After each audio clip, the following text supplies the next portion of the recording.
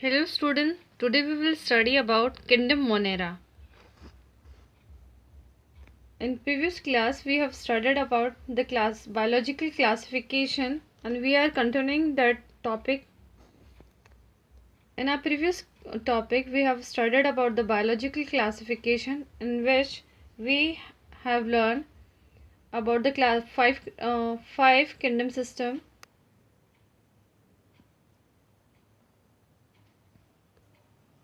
Five kingdom classification which was given by R.H. Whitaker, and according to five kingdom classification all animals have been divided into five kingdoms, that is Monera, Protista, Fungi, Plantae and Animalia. So today we are going to start kingdom Monera. So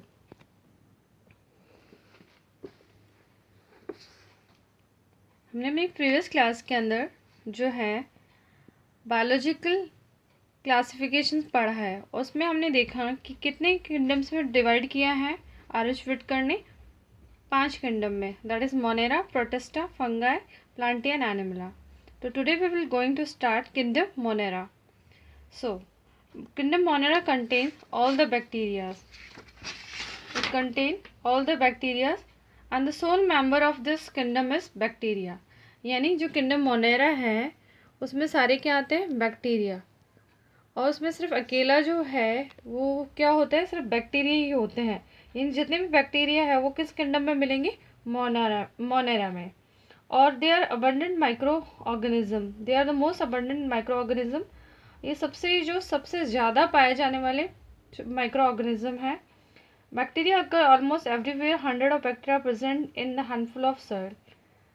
They also live in extreme habitats such as hot spring, desert, snow, and deep oceans where very few others life form can survive. और bacteria जो है वो सभी जगह occurs everywhere in extreme habitat. ये सभी जगह पाए जा सकते हैं इन एक्सट्रीम हैबिटेट में भी, जैसे कि हॉट स्प्रिंग, गर्म झरने जो होते हैं उसमें भी बैक्टीरिया मिल सकते हैं, डेजर्ट में भी, स्नो में भी, डीप ओशंस में भी. इनमें से कुछ जो होते हैं bacteria, they are parasites. Parasite means they live in और इनसाइड द बॉडी और on the body of other animal. या तो किसी एनिमल या किसी प्लांट के अंदर वो या तो उसकी बॉडी में रहते हैं या उसके ऊपर रहते हैं और अपने फूड के लिए उस पर डिपेंडेंट रखते हैं. Now bacteria are group into 4 categories based on their shape. जो बैक्टीरियाज हैं मोनेरा में, जो बैक्टीरियाज हैं उन बैक्टीरियाज को अकॉर्डिंग टू देयर शेप हमें 4 कैटेगरीज में डिवाइड किया गया है. ठीक है, वो 4 कैटेगरीज जो डिवाइड की गई हैं वो उनके शेप के according. First one is spherical कोकस. नाम से पता लगा कैसा है वो, स्फेरिकल यानी राउंड होगा. Second one is rod shape bacillus. Third one is the comma shape vibrio and the spirillum. तो सबके नेम भी दिए हैं. जो स्फेरिकल है, राउंड शेप्ड है, उसका नाम होगा कोकस. रॉड की शेप वालों को बोलते हैं बेसिलिस और जो कोमा शेप्ड है उनको बोलते हैं विब्रम और स्पाइरल शेप को स्पाइरलम. एक बार डायग्राम से भी हम लिख लेते हैं कैसे दिखते हैं. तो here it is, so here is their diagram. First one is coccus. You can see they are spherical shape. Next one is bacilli, they are rod shape. Third one is spira, दिख रहा है, which is spiral. And fourth one, that is vibro, they are of coma shaped. Okay.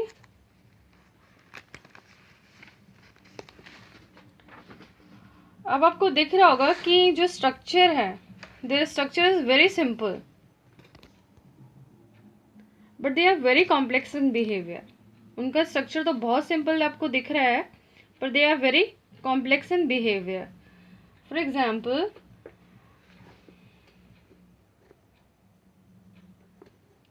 इनमें हम देख सकते हैं they have metabolic diversity, कि उनका रहने का तरीका जो है मेटाबॉलिक डाइवर्सिटी हम देख सकते हैं. जैसे कि some bacterias autotrophs, autotroph mean अपना खाना खुद बना सकते हैं। Some of them are heterotrophs, some of them are heterotrophs, photosynthetic autotrophs और chemosynthetic autotrophs. Now I explain the terms. Autotrophs यानी कुछ बैक्टीरिया ऐसे हैं जो इनऑर्गेनिक सब्सटेंस को लेकर अपना खाना खुद बना सकते हैं। हेट्रोट्रॉप्स जो है ये अपना खाना खुद नहीं बनाते, लेकिन ये किसी और पे डिपेंडेंट रहते हैं या फिर अपना जो खाना है उसके लिए डेड एनिमल पर डिपेंडेंट रहते हैं। Next is chemosynthetic autotrophs. Chemosynthetic autotroph means these type of bacteria is dependent on chemicals for the food. जो इस तरह की जो बैक्टीरियाज होते हैं वो कुछ केमिकल्स पे फीड करते हैं और उन केमिकल्स से अपना खाना बनाते हैं। इसके एग्जांपल मैं आपको बताती हूँ। जो सीवेज वाटर होता है या आपने देखा होगा जो गंदा पानी है सड़ रहा हो, उसके अंदर कई सारे बैक्टीरियाज होते हैं and they work on that sewage water or that waste water और फिर उसको डिकम्पोज करते हैं और वो अपना खाना बनाते हैं, तो वहाँ कई सारे बैक्टीरिया ग्रो कर जाते हैं। ओके, सम आर हेट्रोट्रॉप्स, ये मैं बता चुकी हूँ आपको। That is they do not synthesise their own food but depend on other organism और dead organic matter for food. मैं बता चुकी हूँ हेट्रोट्रॉप जो होते हैं वो अपना खाना खुद नहीं बनाते, बल्कि या तो डेड एनिमल पर डिपेंड रहते हैं किसी और पे डिपेंड रहते हैं। अब देखिए जो किंगडम मोनेरा है, हमने फर्स्ट किंगडम स्टार्ट की, हमने कहा 5 किंगडम थी। कौन सी? मोनेरा, प्रोटिस्टा, फंगाई, एनिमला और प्लांटी और एनिमला। ठीक है, अब उसमें हम फर्स्ट कौन सी किंगडम पढ़ रहे हैं? मोनेरा। ठीक है, अभी हमने बात की मोनेरा। मोनेरा में क्या है? सारे बैक्टीरिया हैं। हमें पता लगा बैक्टीरिया सब जगह मिल सकते हैं, एक्सट्रीम हैबिटेट में भी रह सकते हैं। उनको शेप के आधार पर 4 ग्रुप में बांटा गया है, spiral, rod shape, coma shape, spiral. इनकी एग्जांपल भी हमें पता होना चाहिए। स्पायरल को क्या बोलते हैं? कोकस, रॉड शेप को बैसिलस, कोमा शेप को विब्रम, स्पायरल को स्पायरलम। ठीक है, अब हमने कहा मेटाबॉलिक जो है वो 3 तरह के, अपना जो खाना खाने का तरीका है उस आधार पे भी वो 3 तरह के हैं, 3 टाइप्स के हैं। ऑटोट्रॉप, हेट्रोट्रॉप और कीमोसिंथेटिक ऑटोट्रॉप। ऑटोट्रॉप अपना खाना खुद बनाते हैं, हेट्रोट्रॉप किसी और पर डिपेंड रहते हैं और कीमोसिंथेटिक जो है वो केमिकली अपना खाना बनाते हैं। अब ये जो मोनेरा है इसकी भी 2 सब किंगडम्स हैं। One is archaebacteria and second one is eubacteria. So first we start with archaebacteria. What are archaebacteria?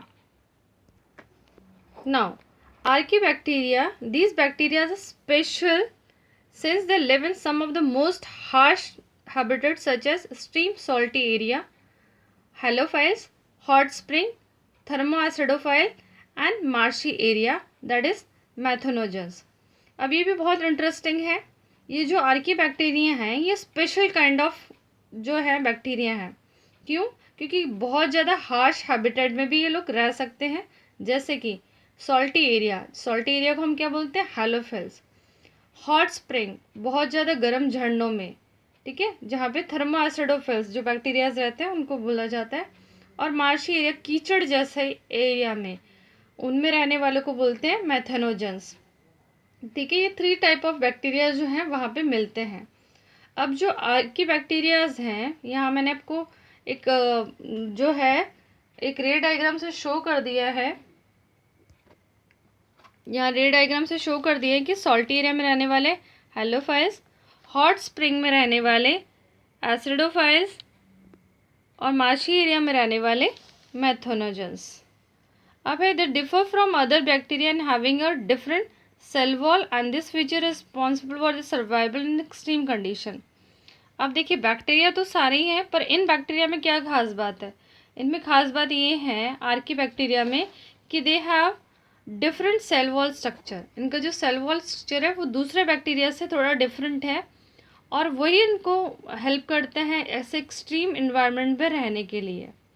ठीक है, जैसे कि मेथोजेंस हैं. अभी हमने बात की ना 3 तरह की, हैलोफिल्स, थर्मोएसिडोफिल्स और मेथनोजेंस. तो मेथनोजेंस जो होते हैं वो कहाँ मिलते हैं? They are present in gut of several ruminants. ठीक है, रुमिनेंट्स की animals such as cow and buffalo. अब एक बार रुमिनेंट का मतलब समझ लीजिए, मुझे नहीं पता कितने ध्यान से आप सुन रहे हो।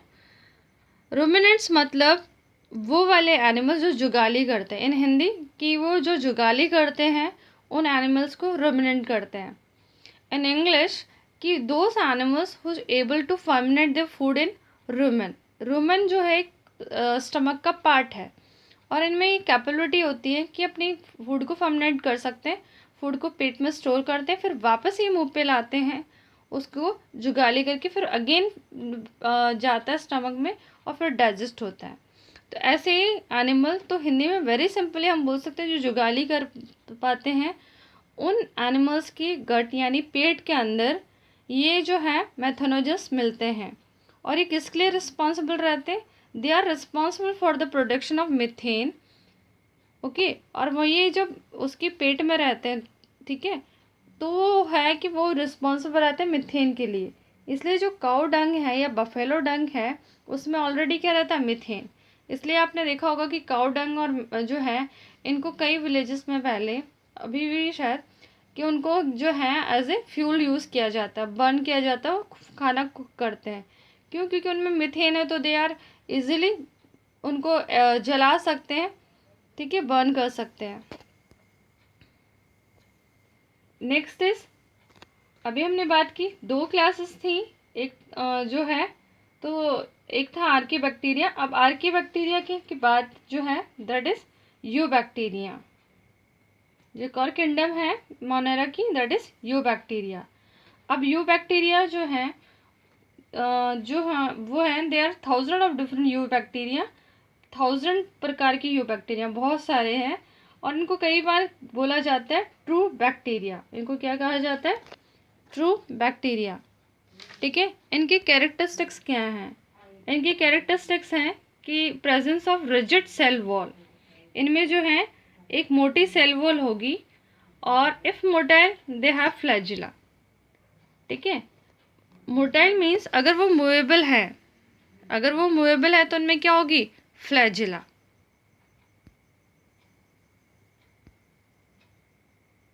ठीक है, they have rigid cell wall, उनकी सेल वॉल होगी और उनमें फ्लैजिला होगा। फ्लैजिला वर्ड वैसे तो न्यू नहीं है। फ्लैजिला का मतलब समझ लीजिए, कई सारे जो एनिमल्स होते हैं उसमें एक स्ट्रिंग ऐसी होती हैं, ठीक है, ये इनको मूव करती है। अगर पानी में है तो ये इनको मूव करती हैं तैरने के लिए, तो उसको बोलते हैं फ्लैजिला। तो ये जो मोटाइल बैक्टीरियम है उनमें क्या होता है? फ्लैजिला होता है। अब देखिए, यू बैक्टीरिया में जो फर्स्ट बैक्टीरिया है उसका नाम है साइनोबैक्टीरिया। साइनोबैक्टीरिया को एक और नाम से जानते हैं, वो नाम है ब्लू ग्रीन एल्गे। और इनको ब्लू ग्रीन एल्गे इसलिए कहते हैं कि दे हैव क्लोरोफिल ए। अब मैंने क्लोरोफिल ए क्यों लिखा है और सिर्फ क्लोरोफिल ही क्यों नहीं लिखा है? तो क्लोरोफिल बहुत टाइप्स के होते हैं। ए, अब आप आगे आने वाली क्लासेस में पढ़ेंगे क्लोरोफिल ए, सी, डी। ठीक है, उसके अकॉर्डिंग आपने देखा होगा प्लांट्स के जो कलर होते हैं वो भी डिफरेंट होते हैं। आपने देखा होगा कई सारे प्लांट्स ग्रीन कलर के हैं, कुछ येलो लीफी होते हैं, कुछ रेड लीफी होते हैं। तो they all are because of this chlorophyll. तो यहाँ पर हमने बोला कि साइनोबैक्टीरिया का कलर जो है वो क्या होता है? क्लोरोफिल ए, सॉरी, उनमें क्या होता है? क्लोरोफिल ए होता है, जो किसके सिमिलर है? ग्रीन प्लांट्स के, क्योंकि ग्रीन प्लांट्स में भी क्या होता है? Chlorophyll A. और जहाँ क्लोरोफिल ए है यानी ग्रीन प्लांट्स के जैसे हैं, तो ऑब्वियस है कि वो वहाँ पे क्या करते हैं? फोटोसिंथेसिस होता है उनमें। तो हम ये भी कह सकते हैं कि साइनोबैक्टीरिया जो वो क्या है? फोटोसिंथेटिक, क्या है? फोटोसिंथेटिक ऑटोट्रॉप्स हैं, जो अपना खाना खुद बनाते हैं। ठीक है, साइनोबैक्टीरिया में क्या है? Chlorophyll A. और जहाँ क्लोरोफिल है तो यानी वो अपना खाना खुद बनाते हैं, और जो खाना खुद बनाते हैं they are known as autotrophs. फिर क्लोरोफिल है तो ऑब्वियस है कि वहाँ क्या होगी? फोटोसिंथेसिस होगी। तो साइनोबैक्टीरिया बैक्टीरिया का दूसरा नाम क्या हो सकता है? Photosynthetic autotrophs. Next, they are unicellular, single single होते हैं। कॉलोनियल भी हो सकते हैं, एक सिंगल हो सकता है, कॉलोनी फॉर्म में भी हो सकते हैं, यूनिसेलुलर हो सकता है, कॉलोनियल कॉलोनी में हो सकते हैं। They can be filamentous, filaments form में हो सकते हैं। Secondly, they are found in fresh water, marine और टेरेस्ट्रियल एल्गे। जो ये होते हैं archaebacteria, sorry cyanobacteria, they live in fresh water, marine और टेरेस्ट्रियल एल्गे। अब फ्रेश वाटर का मतलब समझ लीजिए। फ्रेश वाटर यानी, या फ्रेश वाटर का मतलब फ्रेश पानी से नहीं है, या फ्रेश वाटर का मतलब है जो रिवर में मिलते हैं। ये साइनोबैक्टीरिया जो होते हैं वो कहाँ मिलते हैं? फ्रेश वाटर मीन्स रिवर्स में जहाँ मिल रहे हैं, या फ्रेश जहाँ फ्लोइंग वाटर हो वहाँ पे जो मिल रहे हैं। मरीन समझ में आते ही हैं, जहाँ समुद्र के अंदर के मिल रहे हैं वो वहाँ पे। और नेक्स्ट है टेरेस्ट्रियल, यानी ज़मीन पे या फॉरेस्ट में या लैंड एरिया पे जो मिल रहे हैं algae वो। तो यानी फ्रेश वाटर, मरीन और टेरेस्ट्रियल तीनों जगह पर ये जो है साइनोबैक्टीरिया मिल सकते हैं, यानी या तो नदियों के पानी में, या समुद्र के पानी में, या ज़मीन पे। ठीक है। The colonies are generally surrounded by gelatinous material. इनकी जो कॉलोनीज होती हैं, हमने कहा ये या तो सिंगल फॉर्म में होते हैं, यूनिसेलुलर होते हैं अकेले अकेले, या फिर कॉलोनी में होते हैं। अगर कॉलोनी में होते हैं तो जो इनकी कॉलोनीज होती हैं वो जेलेटिनस शीट से कवर्ड रहती हैं।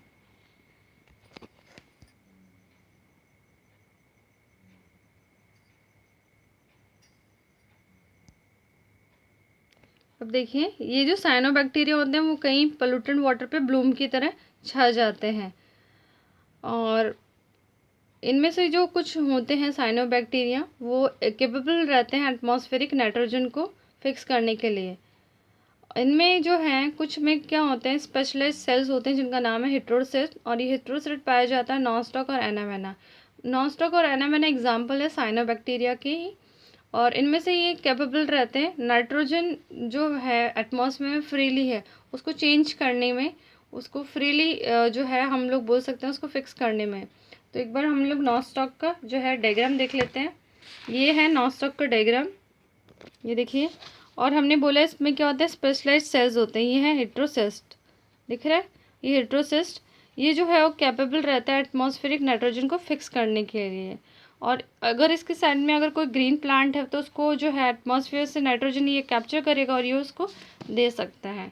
तो ये है एक नॉनस्टॉक का एग्जाम्पल।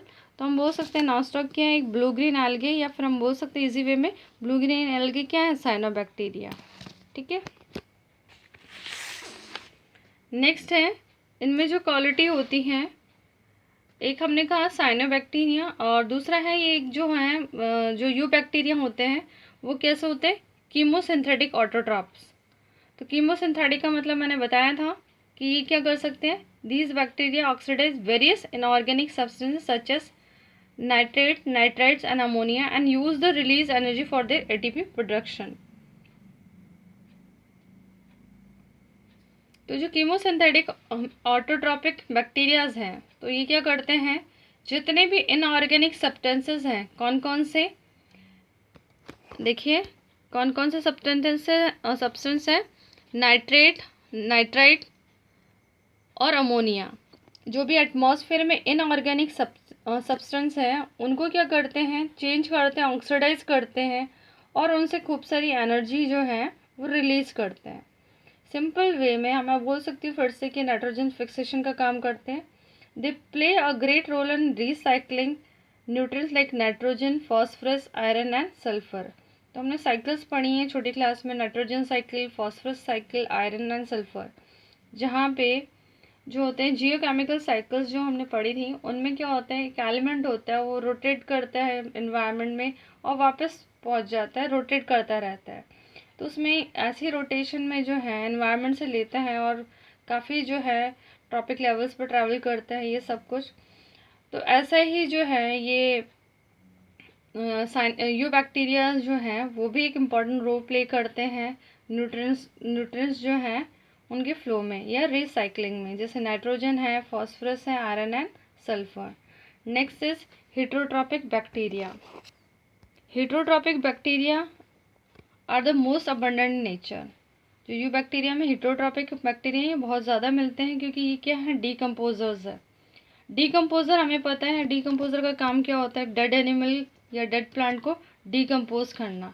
इसलिए मैनकाइंड के लिए तो ये बहुत ही बेनिफिशियल है।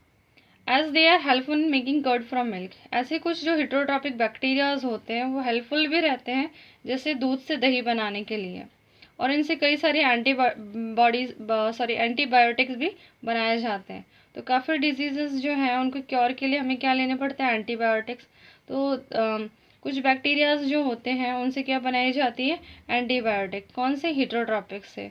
कुछ जो बैक्टीरियाज हैं उनसे दूध से दही बनता है, और आपको पता है किस बैक्टीरिया से दूध से दही बनता है, दैट इज़ लैक्टोबैसिलस। ठीक है, तो लैक्टोबैसिलस जो है वो क्या है, बैक्टीरिया है, वो कैसा है, हेटरोट्रॉपिक। अपना खाना खुद नहीं बनाता, दूसरों पर डिपेंड रहता है, अभी हमने बात की थी। तो जो हेटरोट्रॉपिक बैक्टीरिया हैं ये कैपेबल हैं। और नेक्स्ट है fixing bacteria and legume roots. ये भी अगर आपने छोटी क्लास में पढ़ा होगा तो आपने देखा होगा, जो दाल वाले पौधे होते हैं, यहाँ मैं ड्रॉ कर देती हूँ।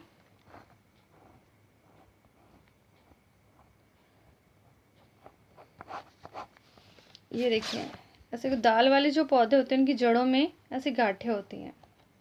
ठीक है, अगर आपने चना वना की रूट देखी होंगी तो उसमें ये नोड्यूल्स रहते हैं। ठीक है, और ये नोड्यूल्स जो अगर एटमॉस्फेयर में जो नाइट्रोजन है वो प्लांट ऐसे नहीं ले सकता। अगर वो चेंज फॉर्म में होगी, या तो नाइट्राइट में होगी या नाइट्रेट में होगी, तभी प्लांट उसको ले सकता है। तो ये जो नोड्यूल्स हैं ये एनवायरनमेंट से नाइट्रोजन लेते हैं, उसको नाइट्रेट या नाइट्रेट फॉर्म में चेंज करके फिर प्लांट को देते हैं, तब प्लांट उसको ले सकता है। तो ये जो है उसको हेल्प कौन करेगा, क्योंकि यहाँ प्लांट तो ले नहीं सकता, यहाँ कौन सा रहता है, बैक्टीरियाज रहते हैं, या तो इन्वायरमेंट में या सॉइल में हो। तो यहाँ इस प्लांट के पास कुछ बैक्टीरियाज रहते हैं, वो क्या करते हैं, इस नोड्यूल के अंदर वो जो है वो लेते हैं इस नाइट्रोजन को और फिर चेंज करते हैं। तो ये नाइट्रोजन फिक्सेशन में भी हेल्प करते हैं। नेक्स्ट है some of them are pathogens causing damage to human. अब देखो सारे तो अच्छे नहीं होते बैक्टीरिया, क्योंकि अगर सारे अच्छे होते तो फिर प्रॉब्लम ही कहाँ थी। तो कुछ जो है वो क्या करते हैं, बीमारी भी कॉज करते हैं, डैमेज कॉज करते हैं, जैसे कि कुछ क्रॉप्स को भी, एनिमल्स को भी, पेट्स को भी। जैसे कि क्या क्या कॉज कर सकते हैं, ये काफ़ी हमें भी नुकसान पहुँचा सकते हैं। जैसे कि क्या हो सकता है इन बैक्टीरिया से, कॉलरा, टाइफाइड, टेटनस, और सिट्रस कैंकर जो है वो डिजीज़ है सिट्रस प्लांट्स की। ठीक है, नाम से पता लग रहा है सिट्रस कैंकर। और well known diseases cause by different bacteria. तो ये कुछ डिजीजेज हैं जो किससे हो रही हैं, बैक्टीरिया से, पैथोजेनिक बैक्टीरिया से। नेक्स्ट है इनमें मोड ऑफ रिप्रोडक्शन, ये कैसे रिप्रोड्यूस करते हैं सारे बैक्टीरिया। तो फर्स्ट है फ्यूजन से, एक होता है फ्यूजन, आपको पता ही है।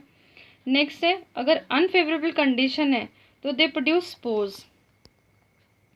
अगर अनफेवरेबल कंडीशन होती हैं तो वो क्या प्रोड्यूस कर लेती हैं, स्पोर्स प्रोड्यूस कर लेते हैं। सेक्सुअल रिप्रोडक्शन में ये primitive type of DNA transfer करते हैं एक बैक्टीरिया से दूसरे बैक्टीरिया के अंदर। ठीक है, उसमें एक बीच में एक ब्रिज जैसा बनता है, ये देखिए यहाँ पर ऐसा एक होता है, इसमें एक ब्रिज जैसा बनता है और यहाँ से डीएनए मटेरियल इसमें पास होता है। वो आपके सिलेबस में नहीं है इसलिए मैं डिटेल में नहीं जा रही, बस आप इतना ध्यान रखिए कि रिप्रोडक्शन किससे होता है, फ्यूजन से, या फिर अनफेवरेबल कंडीशन में किससे होता है, स्पोर से। और सेक्सुअल रिप्रोडक्शन कौन से होता है, primitive type of DNA transfer from one bacterium to another. Next है यू बैक्टीरिया के साथ क्या है, माइकोप्लाज्मा। अब माइकोप्लाज्मा जो है यू बैक्टीरिया में वो क्या होते हैं, these organism that completely lack a cell wall. इनमें सेल वॉल ही नहीं होती, यानी कोई शेप ही नहीं होता इनका, डेफिनेट शेप नहीं होता। तो क्योंकि सेल वॉल नहीं है तो कोई डेफिनेट शेप नहीं होती, कुछ भी शेप बन जाएगा। And they are the smallest living cells. ठीक है, और देखिए सर्वाइव विदाउट ऑक्सीजन। देखो ये ऐसा बैक्टीरिया विदाउट ऑक्सीजन भी सर्वाइव कर सकता है। तो ऐसे बहुत सारे हैं विदाउट ऑक्सीजन सर्वाइव करते हैं। अगर गंदे पानी में, मैंने बोला सीवेज वाटर में, वहाँ कौन सी ऑक्सीजन, तभी तो वहाँ सड़न आती है, गंदा आता है। तो उनमें ये रह सकता है without oxygen. And many mycoplasma are pathogenic in animal and plant. और ये भी कैसे हैं, हार्मफुल हैं प्लांट्स और एनिमल्स के लिए। तो here ends our topic that is kingdom Monera.